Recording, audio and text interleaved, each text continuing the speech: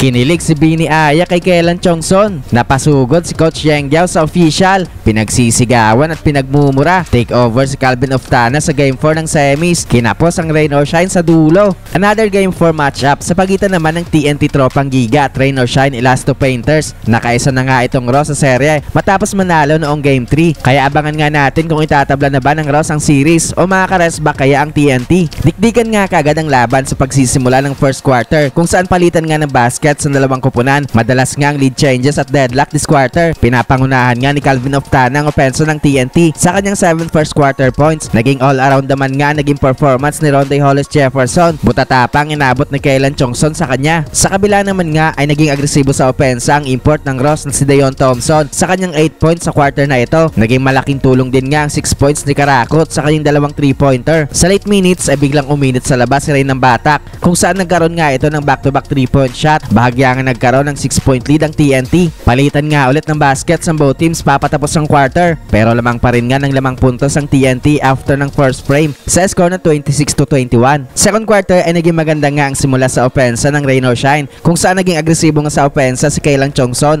na nagkaroon ng back-to-back field goal. Tuloy naman nga mainit na opensa ni Calvin Oftana this quarter kung saan nagkaroon nga ito ng 6 early points. Hindi pa rin nga nagkakalayo ang score ng dalawang kupunan. Step up na din nga sa opensa ng TNT sa RR Pugoy pero foul trouble nga kagad si Rondae Hollis Jefferson matapos niyang makuha ang kanyang ikatlong foul sa 7-minute mark. Sa late minutes ay tuloy nga pagpunto sa game na RR Pugoy na nakaka 18 points na so far sa game. Siya na nga ang nangunguna sa kanilang scoring. Nagkaroon nga ng run ng TNT kung saan umabot na nga sa double digit ang kanilang lamang after ng another basket ni Pugoy. Lamang na nga ng 10 points ang Tropang Giga going to the halftime break sa score na 53-43. Third quarter, agresibo na nga ulit si Calvin Oftana sa opensa sa kanyang dalawang sunod na basket. Napapasok naman nga ng Ross ang kanilang mga tira sa labas pero nag-capitalize naman nga ang TNT sa loob ng paint kaya hindi basta-basta makalapit ang Rain or Shine. Buhat mood na nga sa opensa ng Ross itong si Deon Thompson kung saan siya lang nga ang natatanging player ng Elasto Painters na nasa double digit ang scoring. Nagkaroon nga ng personal run si Thompson sa late minutes kung saan dinumina nga nito ang ilalim na ibaba nga niya sa 3 puntos ang lamang ng TNT with under 2 minutes. Pero papatapos ang quarter ay nagkaroon nga ng big 3-point shot si RHJ. Balik nga sa 6 na puntos ang lamang ng TNT after ng third frame sa score ng 73-67. Fourth quarter ay kontrolado pa rin nga ng TNT ang laro.